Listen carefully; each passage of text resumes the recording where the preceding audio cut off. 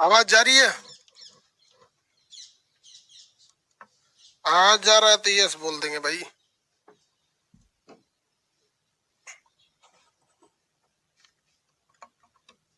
आवाज जा रहा है बाबू? यस। चलिए, इससे पहले के क्लास में आपको, क्लास बंद होने से पहले हम आपको चोल वंश पढ़ा दिए थे। चोल वंश में कई राजाएं थे। चोल वंश के संस्थापक बताइए, आप लोग कितने लोग बता सकते हैं चोल वंश के संस्थापक?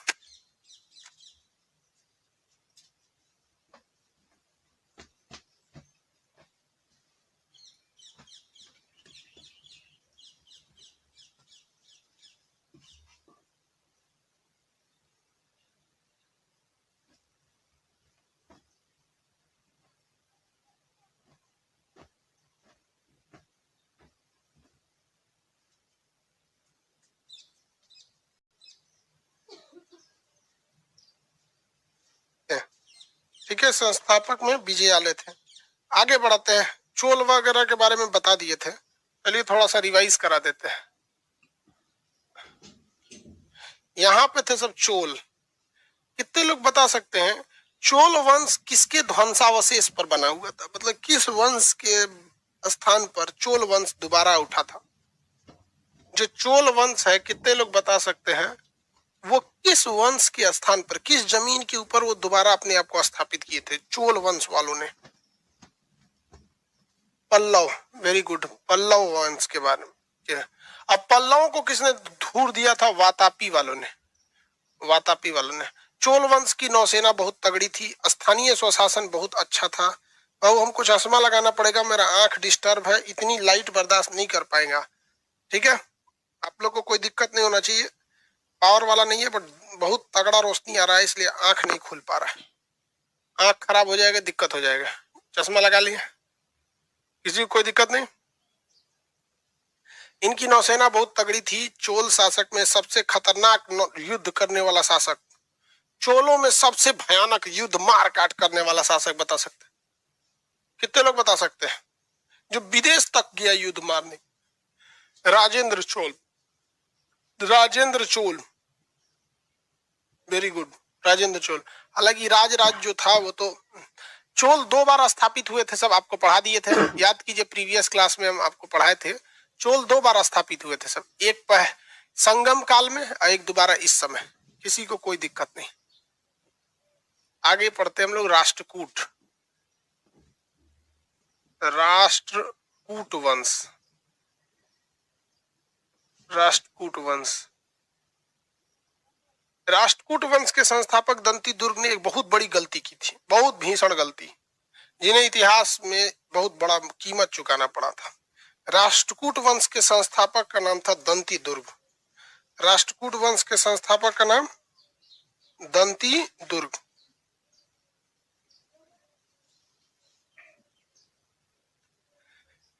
इसके संस्थापक हो गए भैया दंती दुर्ग। राजधानी किसे बनाया इन्होंने? मान्यखेट को। महाराष्ट्र में जगह है, महाराष्ट्र आंध्र प्रदेश की सीमा पर मान्यखेट राजधानी बनाया।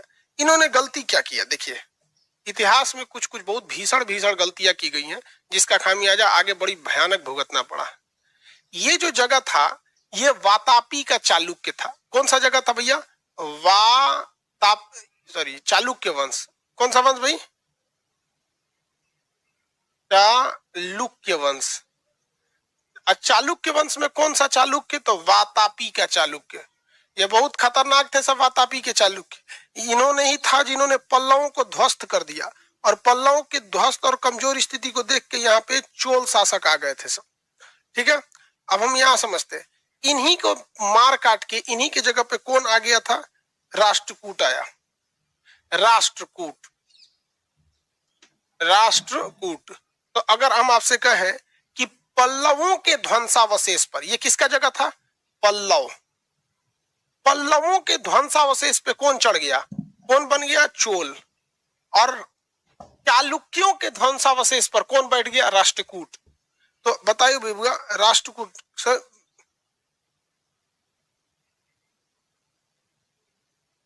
क्या हो गया भाई?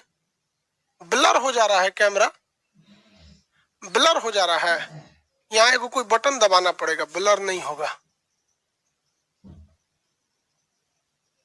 एक सेकंड, क्या है? ऑटो फोकस, पता नहीं क्या हो गया भाई। अच्छा आज भर देख लो भाई, कल उसको उसमें कई गो बटन रहता है कैमरा में, दाब देंगे इधर उधर तो कहीं बंदे हो जाएगा। राष्ट्रकूट वंश के संस्थापक थे दंती दुर्ग। मेरी ओर ध्यान से अब समझिए, राष्ट्रकूट वंश के संस्थापक थे दंती दुर्ग। इन्होंने अपनी राजधानी बनाई मान्यखेट को। सब लोग इधर, राजधानी बनाई मान्यखेट। इन्होंने जगह को कब्जा किया, उसी जगह को जहां पर चालुक्य थे। चालुक्य यानी वातापी वाले चालुक्य की कमजोर स्थिति का फायदा उठाकर उस पर कब्जा कर लिया। किसने? राष्ट्रकूट ने। अब इसका मतलब अगर राष्ट्रकूट ने चालुक्य पर कब्जा किया है तो उस समय चालुक्य का कोई ना कोई शासक होगा। और ये वातापी क्या है? चालुक्य की राजधानी है। वातापी क्या है? चालुक्य की राजधानी। तो उस समय चालुक्य वंश का कोई ना कोई शासक होगा। तो वातापी के चालुक्य का शासक थे कीर्तिवर्मन द्वितीय। तो इसने क्या किया? किसे हरा दिया? बताइए बहु, किसको हराया? चालुक्य शासक कीर्तिवर्मन को हरा दिया। कीर्तिवर्मन द्वितीय, इनको क्या कर दिया? पराजित कर दिया। काटने का साइन मतलब पराजित कर दिया। और पराजित करके उनकी हत्या न करके उन्हें अपना सामंत बना लिया। यानी सामंत माने नौकरी उकरी देख के चुपचाप रह गया और खुद शासन करने लगा। कि अब क्या बन के? राष्ट्रकूट। कि अब यह चालुक्य नहीं कहलाएगा, यही जमीन क्या कहलाएगी? राष्ट्रकूट कहलाएगी। जिस तरह से ये बाहुबली मूवी में महेंद्र बाहुबली को हटाकर वहां पर बैठ गया भल्लाल देव, लेकिन महेंद्र बाहुबली का बेटा आकर भल्लाल देव से बदला लिया। यही कांड यहां भी हो गया। वातापी के चालुक्य को हटाकर वहां गद्दी पर बैठ गया राष्ट्रकूट शासक, लेकिन वातापी के अंदर आग उबल रही थी जो धीरे धीरे अपना मौके का इंतजार कर रही थी। और 250 साल बाद वातापी वंश का जो संतान थी आगे जाकर दोबारा राष्ट्रकूटों को तबाह कर दी। तो राष्ट्रकूट किसके स्थान पर आके बने थे? चालुक्य के। लेकिन चालुक्य ने अपनी स्थिति को संभाल के रखा। जब चालुक्य के पास पावर हुआ, पलट के रख दिया। किसी को कोई दिक्कत? अब पिक्चर ठीक है? अरे बाबू थोड़ा बहुत देख लो, बस थोड़ा बहुत आप देख लो। मेरे से गलती बटन दब गया होगा। अब 20 क्लास में हम ठीक नहीं कर सकते हैं, और बिगड़ जाएगा तो बहुत बड़ा समस्या हो जाता है इस सब चीज में। चलिए बाबू ध्यान से समझिए। यहाँ पे दंती दुर्ग हो गए, यहाँ पर कीर्तिवर्मन द्वितीय। इस वंश में अब देखते हैं अगला शासक कोई ना कोई होगा। इसका अगला शासक आया था कृष्णवर्मन, कृष्ण प्रथम। कृष्ण प्रथम, इसने महाराष्ट्र में, एमएच मतलब महाराष्ट्र में एक जगह है जिसका नाम है एलोरा। एलोरा, वहां पर इसने मंदिर बनवाया जिसका नाम है कैलाश मंदिर। कैलाश मंदिर। तो एलोरा का कैलाश मंदिर राष्ट्रकूट शासक किसने बनवाया था? कृष्ण प्रथम। किसने बनवाया? कृष्ण प्रथम। कृष्ण प्रथम ने बनवाया था राष्ट्रकूट। क्वेश्चन ध्यान से समझते चलिएगा, मन में बोलते रहिए, टाइप करेंगे तो दिक्कत हो जाएगा। राष्ट्रकूट किस वंश के ध्वंसावशेष पर चढ़ गया? किसे दबा के खुद बन गया? तो वो बन गया वातापी के चालुक्य पर। लेकिन चालुक्य इस स्थिति को बर्दाश्त कर गए और मौके के इंतजार में लगे और लास्ट तक पलटिए दिए थे इनको। अभी फिलहाल चलते हम लोग राष्ट्रकूट पर। दंती दुर्ग के बाद अगला शासक आया था जिसका नाम था, क्या नाम था भैया? कृष्ण प्रथम। इसने महाराष्ट्र में एलोरा में कैलाश मंदिर बनवाया। इस वंश के इसके बाद अगला शासक आया ध्रुव। कौन आया भैया? ध्रुव। ध्रुव ये ससुरा बहुत ही योद्धा था। इसने क्या किया? त्रिपक्षीय संघर्ष में घुस गया। किसमें घुसा? त्रिपक्षीय संघर्ष में। त्रिपक्षीय संघर्ष, आप बताइए त्रिपक्षीय संघर्ष किस शहर पर कब्जा करने के लिए था? इस त्रिपक्षीय संघर्ष किस शहर पर कब्जा करने के लिए था? आपको पढ़ाए थे। त्रिपक्षीय संघर्ष किस शहर पर कब्जा करने के लिए था? फटाफट बताएंगे, फटाफट, तम जल्दी जल्दी तेज। Kannauj, very good. कन्नौज पर कब्जा करने के लिए था। ये ऊपर जगह है कन्नौज। कन्नौज किस वंश की राजधानी थी? कन्नौज का सबसे महान शासक कौन था? कन्नौज का सबसे महान शासक हर्षवर्धन। हर्षवर्धन की मृत्यु के बाद उसकी राजधानी पर कब्जा करने के लिए होड़ लग गई थी। होड़ लग गई थी। गुजरात से यहाँ से चले गए थे सब शासक, प्रतिहार शासक। ये राष्ट्रकूट सब इधर से हमला करने चले आए सब, इधर से पाल चले आए सब। तो तीन तीन ओर से लड़ाई हुई घमासान। इस घमासान लड़ाई में भाग लेने वाला कौन था? राष्ट्रकूट शासक। राष्ट्रकूट में कौन सा? राष्ट्रकूट में वह शासक का नाम था ध्रुव। ये एक दिन में लड़ाई नहीं चली, कभी लड़ाई हुई, ये 100 साल तक लड़ाई चली थी। त्रिपक्षीय संघर्ष कितने साल चला? 100 साल तक। कभी लगता था इसका प्रभाव है, ओए भैया, कभी किसी और का प्रभाव लगता था, किसी का और। हाँ मम्मी, ठीक, कितना देर में? ठीक ठीक, क्लास ले रहा है।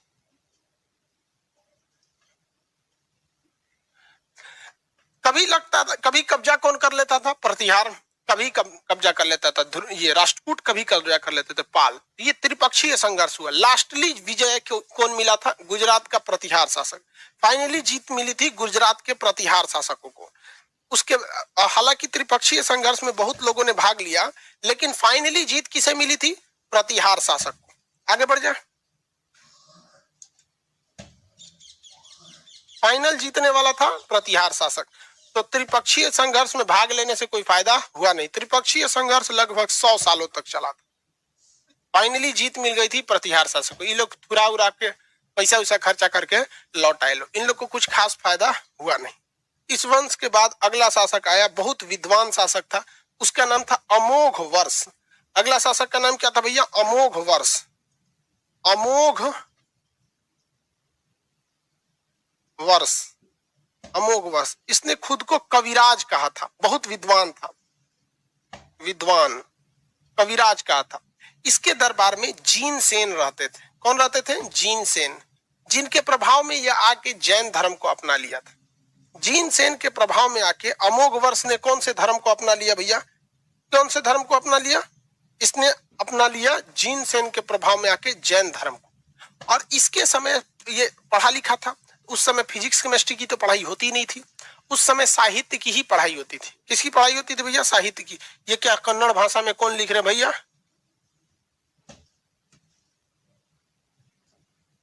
100 साल तक ये जीवित नहीं था बाबू। देखिए, 100 साल तक ये जीवित नहीं था। आप बताइए, आपके घर में किसी से खानदानी दुश्मनी चल रही है या नहीं? बहुत लोगों में चल रहा होगा खानदानी दुश्मनी। चलता है कि नहीं चलता है जी? अरे गांव पटदार में दिखेगा ना, कई आदमी में दादा परदादा के समय से बोल चाल नहीं होता है उसमें। वैसे ही ये लड़ाई चल रही थी। तो इसका मतलब नहीं कि 100 साल कंटिन्यू मार हो रहा था। मान के चलिए 2010 में हो गया, फिर 2025 में वही मुद्दा पे हो गया, 2035 में हो गया। अब आप खुद देखिए ना, भारत पाकिस्तान के बीच में कश्मीर को लेकर पिछले जब से आजाद हुए हैं तो 70 साल से युद्ध चल रहा है कि नहीं लग रहा? भारत और पाकिस्तान के बीच में कश्मीर को लेकर 70 साल से लड़ाई चल रही है कि नहीं चल रही? तो क्या 70 साल तक क्या नेहरू जिंदा है? नहीं ना। इंदिरा गांधी जिंदा है, अटल बिहारी वाजपेयी नहीं, मोदी जी भी वही मुद्दे पे है। मोदी जी भी इस दुनिया से सबको जाना है। फिर कोई प्रधानमंत्री आएगा, वो भी कश्मीर को नहीं छोड़ेगा।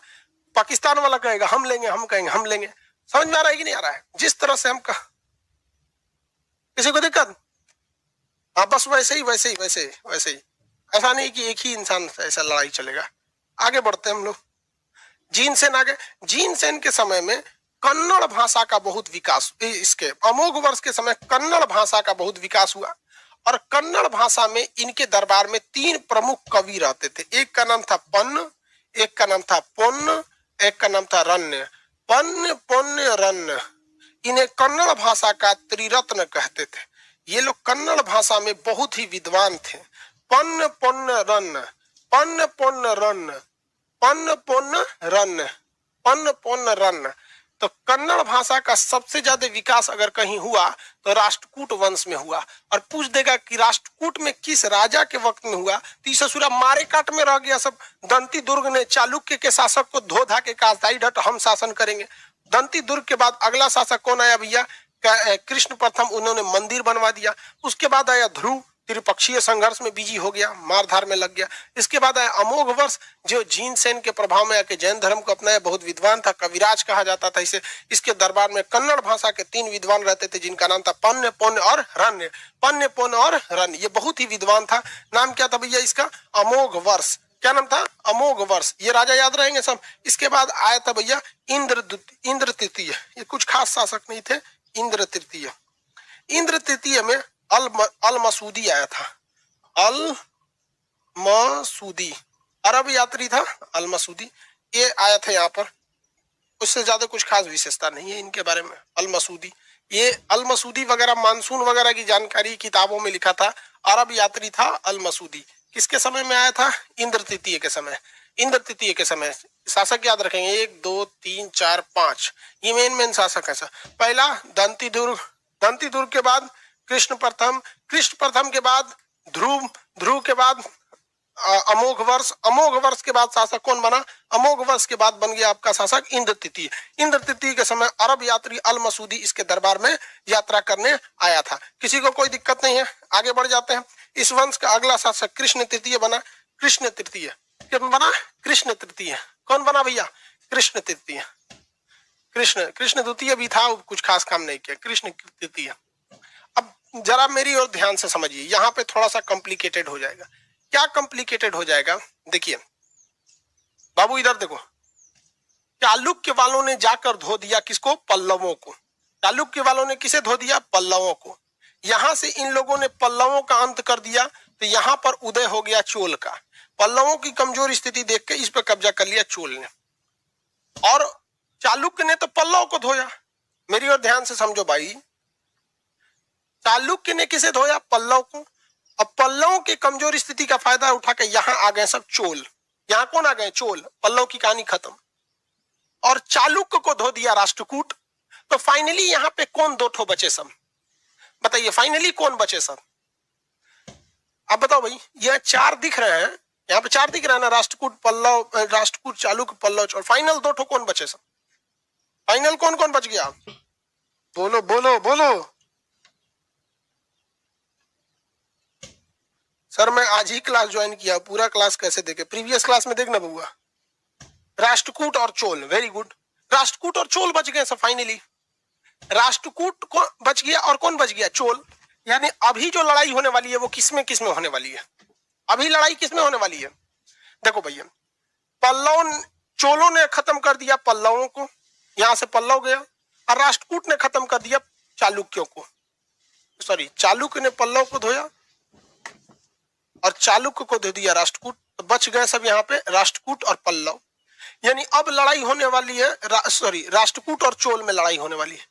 राष्ट्रकूट में होगी लड़ाई और चोल में होगी, क्योंकि ये दोनों जिनको घेरे हैं ये खत्म हो गए सब। अब यहाँ राष्ट्रकूट का शासक कौन है भैया? कृष्ण तृतीय। कौन है? कृष्ण तृतीय। अब ये लड़ाई लड़ेगा किससे? तक्कोलम की लड़ाई, तक्कोलम की युद्ध। ये ससुरा युद्ध लड़ेगा तक्कोलम, तक्कोलम का युद्ध, तक्कोलम का युद्ध। तक्कोलम के युद्ध में ये चोल शासक को हराएगा। और हम आपको चोल पढ़ा दिए हैं, ये आपसे हम पूछते हैं कि तक्कोलम की लड़ाई में चोल का कौन सा राजा भाग लिया था? यहां तो हमने बता दिया तक्कोलम की लड़ाई में कृष्ण तृतीय भाग लिए थे, लेकिन इस तक्कोलम के युद्ध में चोल शासक कौन सा था जिसने भाग लिया था? तक्कोलम के युद्ध में चोल शासक जिसने भाग लिया था, हम यहां तक बता देते हैं कि इसमें जीत राष्ट्रकूटों की हुई थी।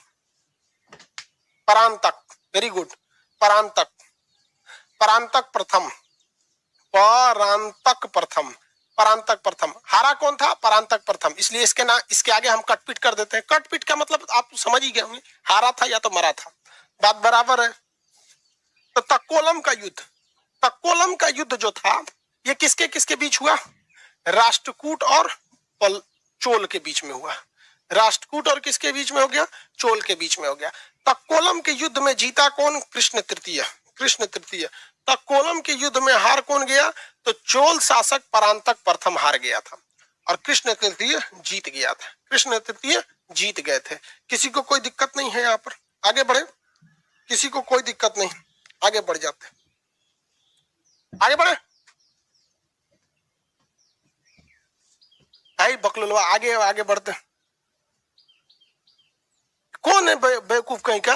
भूपेश रावत कह रहा है बाकी का क्लास में कहाँ मिलेगा? बैल है क्या तुम? तुमको नहीं दिख रहा है वहां पे लाइव क्लास के नीचे प्रीवियस क्लास लिखा है? तुमको कभी नहीं मिलेगा।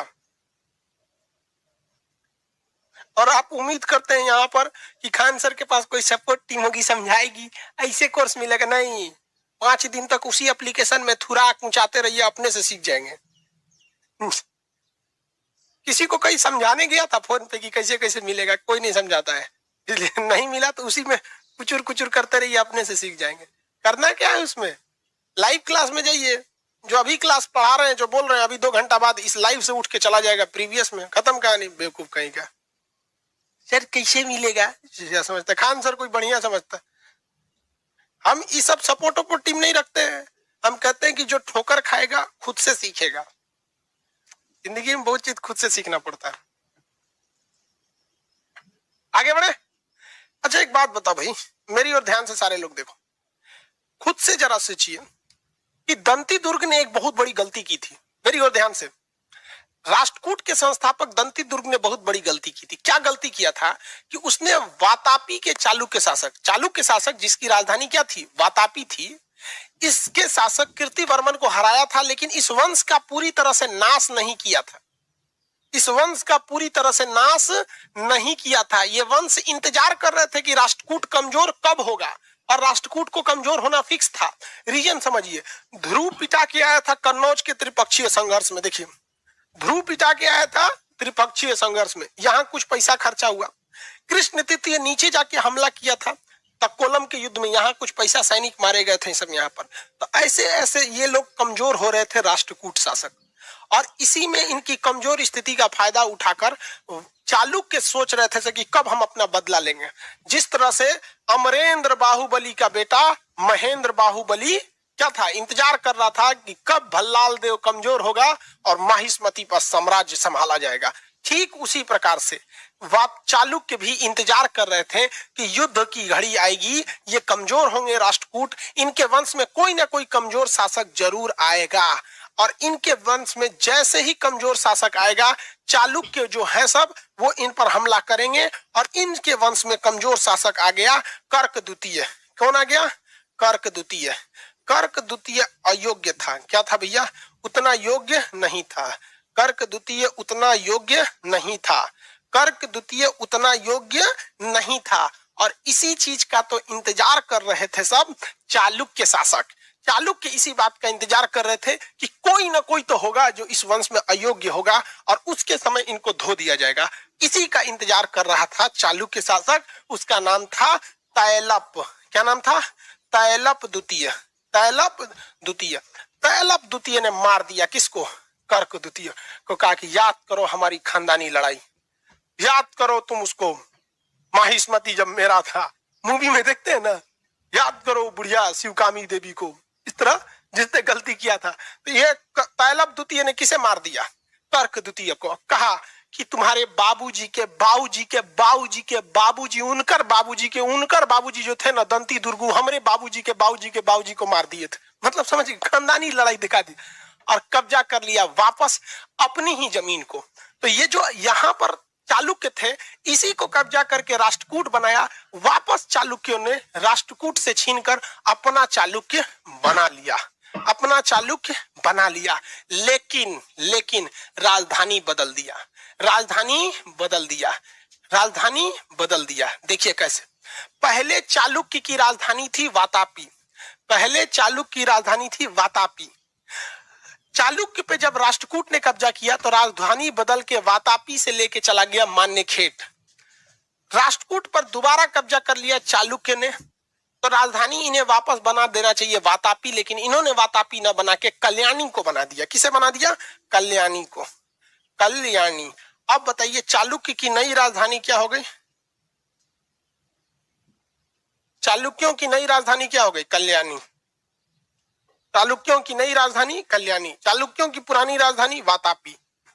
चालुक्यों की पुरानी राजधानी वातापी, नई राजधानी कल्याणी, नई राजधानी कल्याणी। किसी को कोई दिक्कत? नई राजधानी कल्याणी, पुरानी राजधानी वातापी।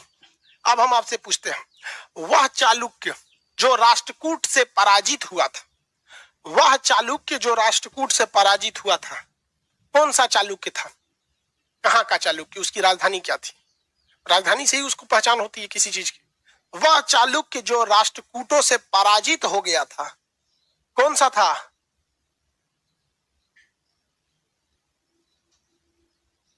कौन था भाई? वातापी। हाँ, वेरी गुड, वातापी। वातापी, वातापी। कौन था? वातापी। क्या नाम था? वातापी। वह चालुक्य जो अपने पराजय का बदला लिया और राष्ट्रकूटों को पुनः ध्वंस कर दिया, विध्वंस मचा दिया, और अपनी राजधानी वातापी से बदल दिया।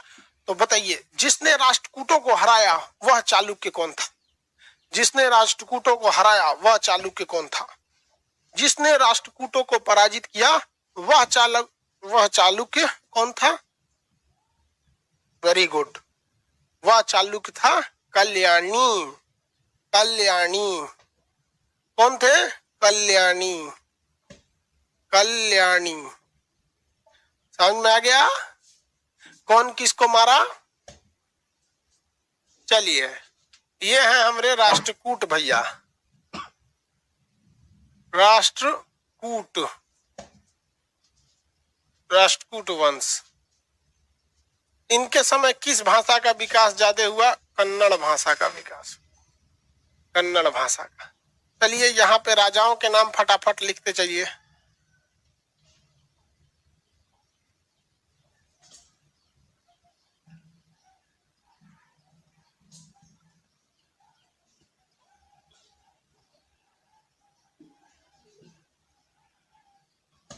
चलिए, अब बताते चलिए राजाओं के नाम। आप एक एक कमेंट में सातों का नाम लिख के बताइए। एक एक कमेंट में सातों का नाम लिख के बताइए। एक एक कमेंट में सातों का नाम, एक एक कमेंट में सातों का नाम।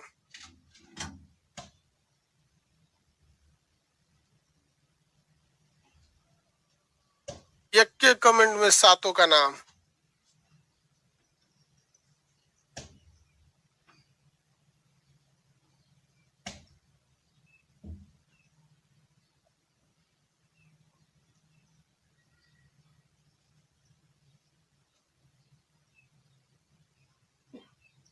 अमोल संजय धर्मा सर, 24 मार्च के बाद क्लास नहीं है भाई। 24 मार्च के बाद क्लास आज ही खुला है। 24 मार्च के बाद, जो आज ही क्लास हुआ है, 24 मार्च के बाद एक ही बार क्लास हुआ है, 12 अप्रैल। बीच में क्लास नहीं था ड्यू टू कोरोना, बीच में कोई क्लास नहीं था। आप नहीं घबराए, आप टॉपिक नहीं मिलाते हैं, क्लास मिलाते हो। टॉपिक देखो, जहां से छूटा होगा उसके आगे। Very good, very good, very good, very good, very good. Dantidurga Krishna परान,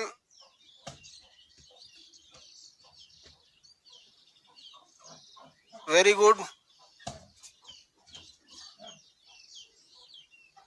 चलिए, बहुत बहुत बढ़िया, बहुत बढ़िया, बहुत बढ़िया। देखो कैसे रिवाइज करना चाहिए। एक चिरकुट ले लीजिए, सादा पेज, थोड़ा सा उस पर फटाफट देखिए। अब तो रिवाइज करने में टाइम नहीं ना लगेगा, सीधे मारिए दंती दुर्ग। दंती दुर्ग किसको ठोक दिया था ससुराल? इसने ठोक दिया किसे? कीर्ति वर्मन को। कीर्ति वर्मन को, कीर्ति वर्मन द्वितीय को ठोक दिया ससुराल। ये क्या थे? तो ये हम आपको पढ़ाने के लिए ना ऐसा बता रहे हैं, आप बस मुंह में लिख, मुंह जबानी बोलेंगे। ये क्या थे भैया? तो ये चालुक्य थे। क्या कौन से वंश से? चालुक्य थे। चालुक्य। राजधानी इनकी क्या थी? वातापी थी। राजधानी वातापी थी। इसके वंश का अगला शासक कौन आया? कृष्ण प्रथम। कृष्ण प्रथम, कृष्ण प्रथम। इसने एलोरा में कौन सा मंदिर बनवाया? कैलाश मंदिर बनवाया। इसके बाद अगला कौन आया? ध्रुव। इसने कन्नौज पर हमला करने के लिए, कन्नौज को जीतने के लिए त्रिपक्षीय संघर्ष में भाग ले लिया, थुरा कुचा के चला आया। इस वंश का अगला शासक अमोघ वर्ष आया। अमोघ वर्ष बहुत ही विद्वान था। इसके दरबार, ये जैन धर्म को अपना लिया था। जीनसेन के प्रभाव में इसके दरबार में कौन रहते थे? त्रिरत्न रहते थे, पन्य, पोन और रण्य। पन्य, पोन और रण्य, त्रिरत्न, पन्य, पोन और रण्य। अमोघ वर्ष के बाद कौन आया था भैया? इंद्र तृतीय। इंद्र तृतीय। इसके समय में कौन आया था? अल मसूदी। अल मसूदी अरबी यात्री। इसके बाद आया कौन सा? कृष्ण तृतीय। कृष्ण तृतीय।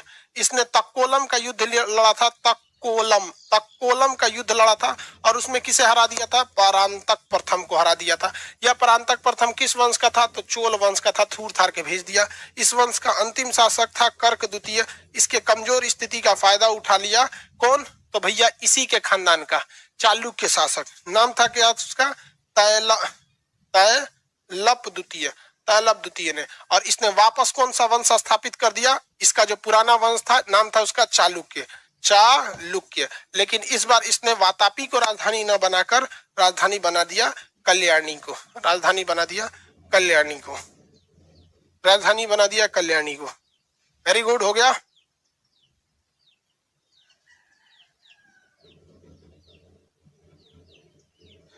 सोलह मई और 10 मई का क्लास प्रीवियस है।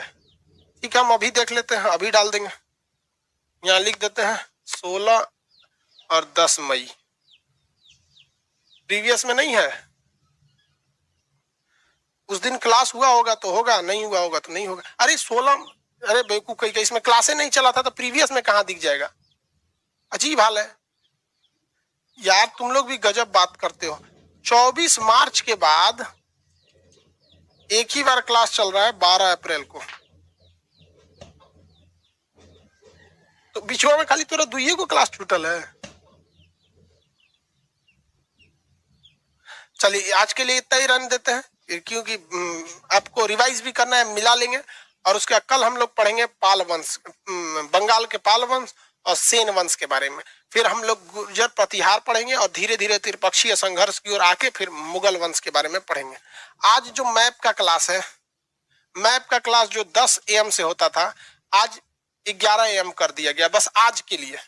10 बजे वाला क्लास 11 बजे होगा, और बाकी आज शाम, बाकी आज से सारा बैच होगा, जियोग्राफी होगा, शाम को मैप होगा, सब होगा। अब कोई छुट्टी उट्टी नहीं होगा। ठीक है, आज के लिए इतना ही।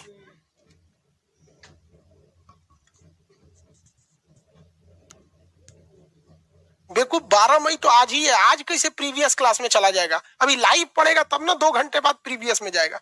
यार एक से एक आया है सभी सब। बाय।